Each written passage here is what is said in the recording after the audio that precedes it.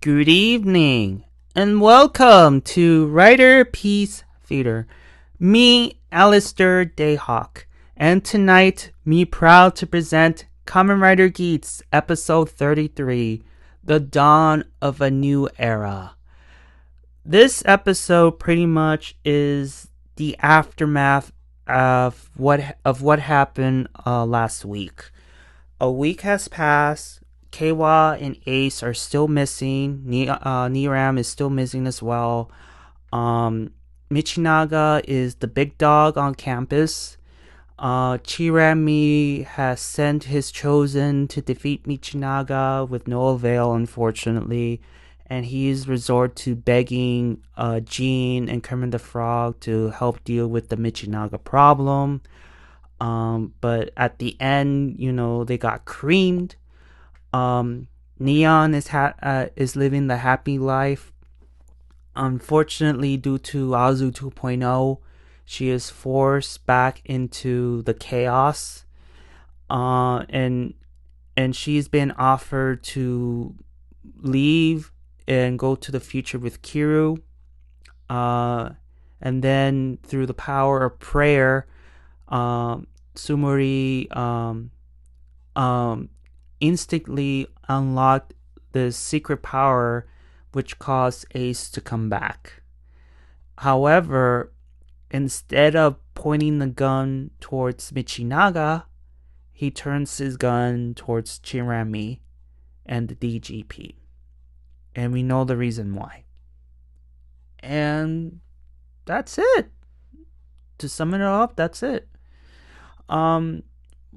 What I'm going to do now is go character by character and hopefully end it with a nice bow on top. So I will start with Neon. Neon is living the happy life with new memories, no memories of her old life. And you have Kiru with his memories still intact and just watching over Neon. And he admits that as much as he wants to give Neon her old memories back, he thought he was doing the right thing not to do so, because she's so happy. You see her doing shopping, she's not running away, and just living the life that she deserved. And moving to the scene where she is dating somebody and having lunch, the Men in Black, oh my god, they openly admit that now times are so boring because they usually get sent out by the orders of Mama Neon. Hey, she escaped again. You need to bring her back. And just the thrill of trying to find her and capturing her and sending her back home, like they missed that. And they were talking about this in English.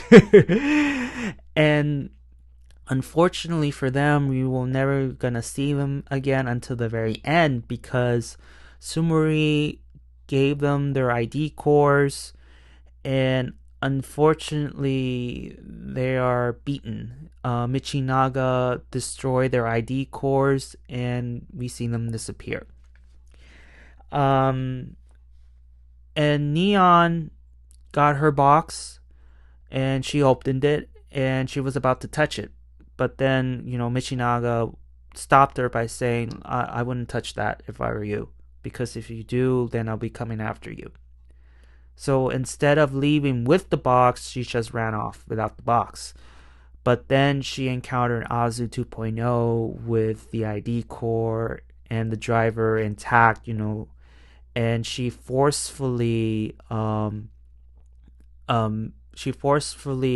made her touch the ID core, not by the finger, but I remember by the arm, and it caused her to get her memories back. And she leaves her on the ground saying, I enjoyed your suffering. It's time for me to relish even more of your suffering. And she leaves.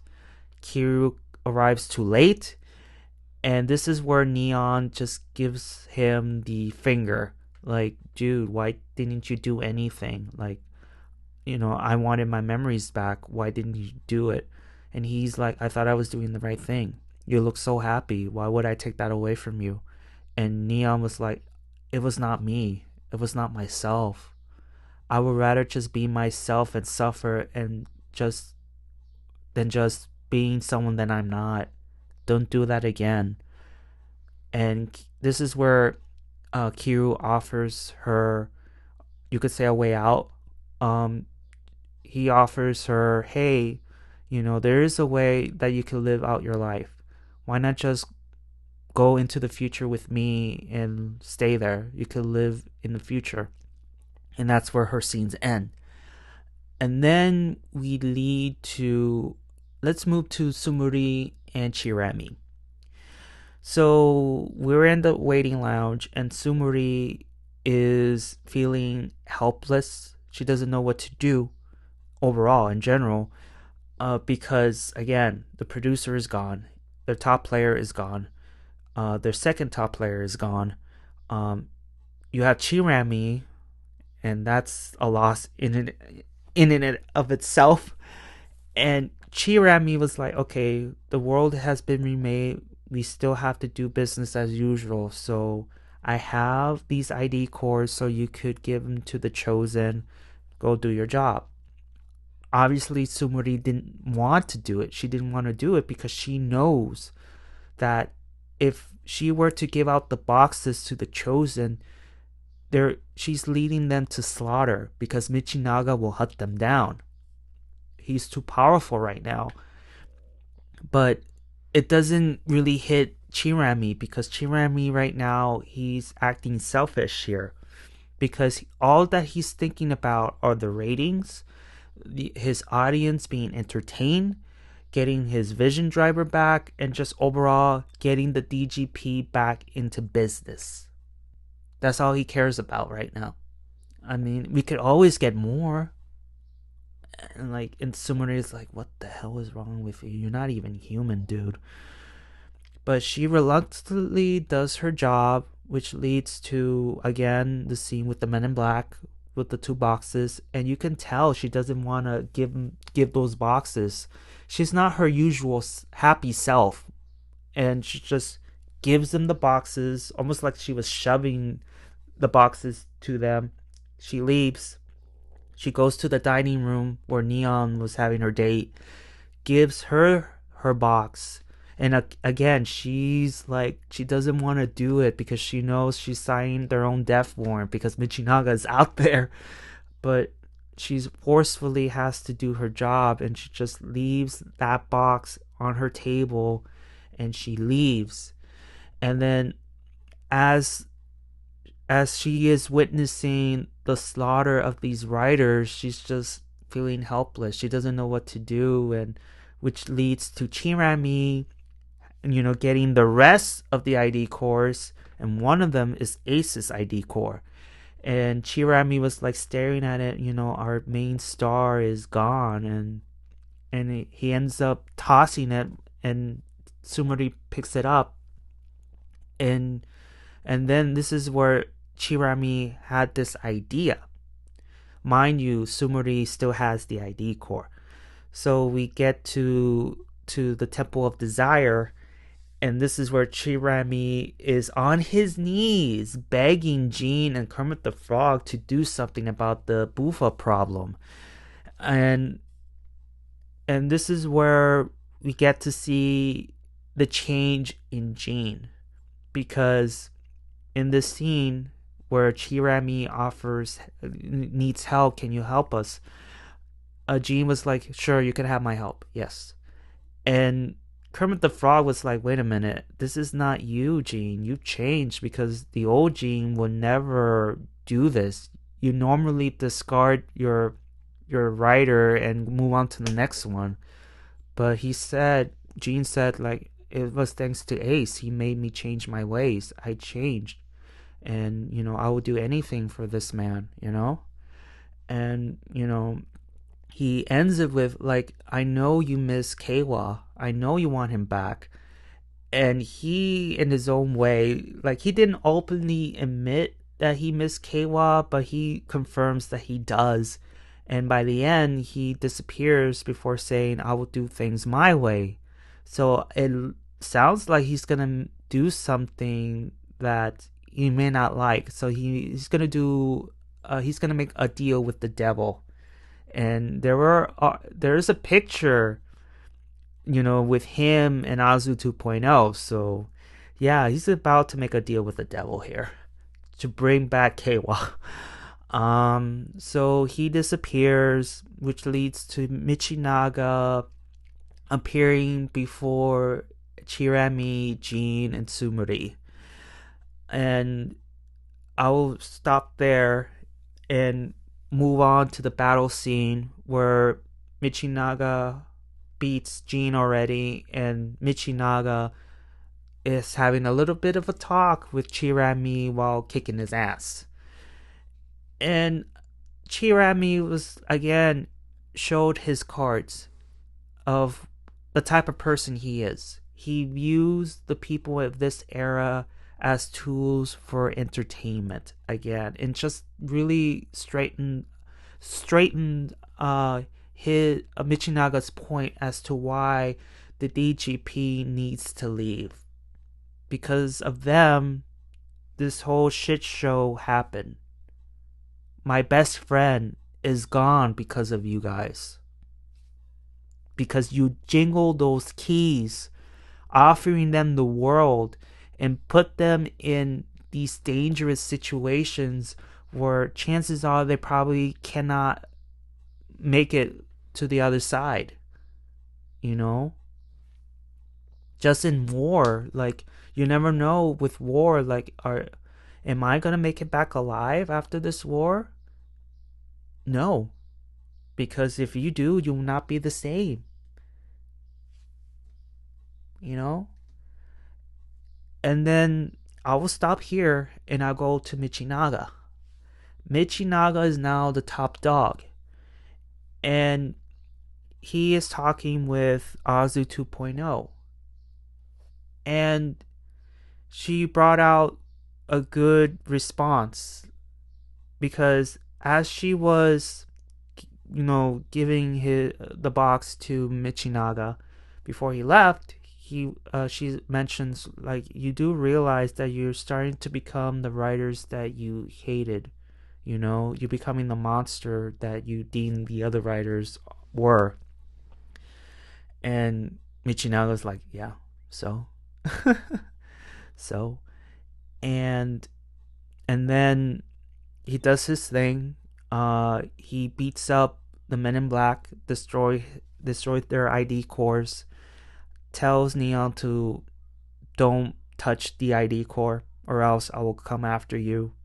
And then we get scenes of him slaughtering riders left and right, leading towards the Temple of Desire scene. After Kermit the Frog leaves, we get to see Michinaga, and Chiram was like, how did you get it in here? And of course he brings out the Vision Driver, like, I can go anywhere with this. And surprisingly, he just tossed the driver towards Chirami, and Chirami, not reading the room of what's going on or what's about to happen, he just happily takes the driver back. He's all happy he got his little toy back, and Jean was like, why are you bringing it back? What's going on here? And the answer was obvious. You guys so far are the last riders left to defeat. I'm challenging you guys in a duel, so hurry up and transform already. Which leads them to the battle, the handicap match between him, Chirami, and Jean.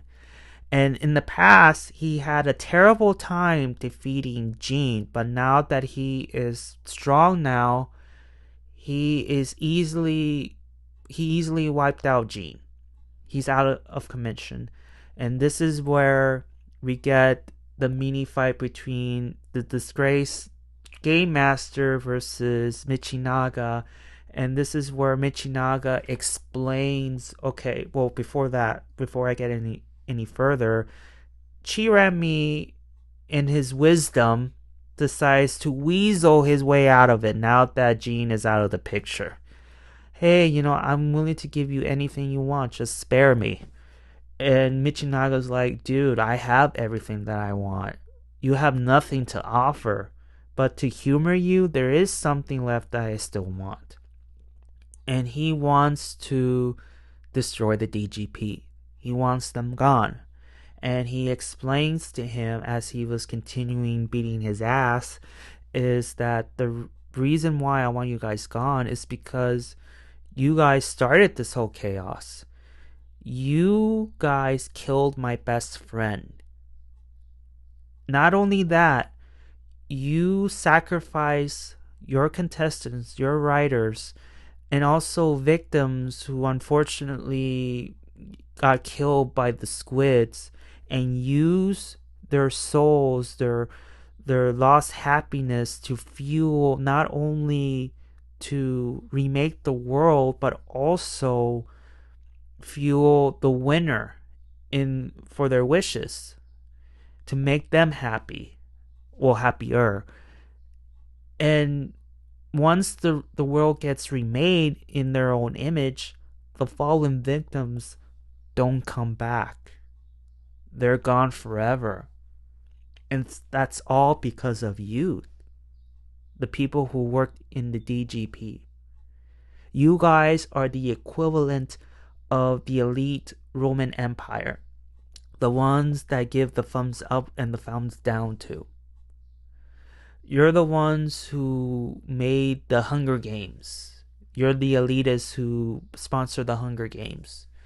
You're the ones who sponsored the Battle Royale. Reason being is because you enjoy seeing people go against monsters to going against each other just to fuel your own amusement. Of course, in return, the prize is the jiggling of the keys. If you manage to win the tournament, you get a wish. You get to remake the world. Whatever wish you want, it will come true. That's that's the how you say it, the give and take. You give me what I want and I'll give you what you want. But unfortunately, the losing end is the rider in question, because how would you come out of this alive and be the winner, or end up being a loser and disappear to be fuel for the Jamoto, or be fuel for the goddess of creation to remake the world and use your happiness to fuel the winner's happiness? The best fate is to just lose and just have your memories erased and go back to your old life. That's the best case scenario. But at the end of the day, the people from the future, they only care about their own amusement, their own entertainment. And they know at the end of the day, they could always get more to participate in these dangerous games. And as when Michinaga was about to give the final blow, due to the power of prayer, because Tsumuri still had Ace's ID core, did a prayer, and because of that prayer, it unlocked something within her that made Ace come back, which leads him to transform. But before that, Michinaga was like, dude, why are you here? I just got rid of you. I took you to hell. You shouldn't come back. And Ace, I'm a fox, I'm a spirit. I always come back. He transforms, which leads to Michinaga saying, look, do not try me. I'm stronger than you. Please don't do it. But instead of pointing the gun towards Michinaga, he says, I'm not here to play with you. I'm here to play with Chirami and the DGP. And that's the end. That's the end of the episode. Yeah.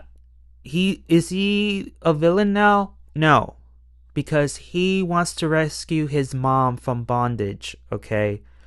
So the only way to rescue her is to go against the DGP, and now with Niram gone, I think he has a good shot in rescuing her.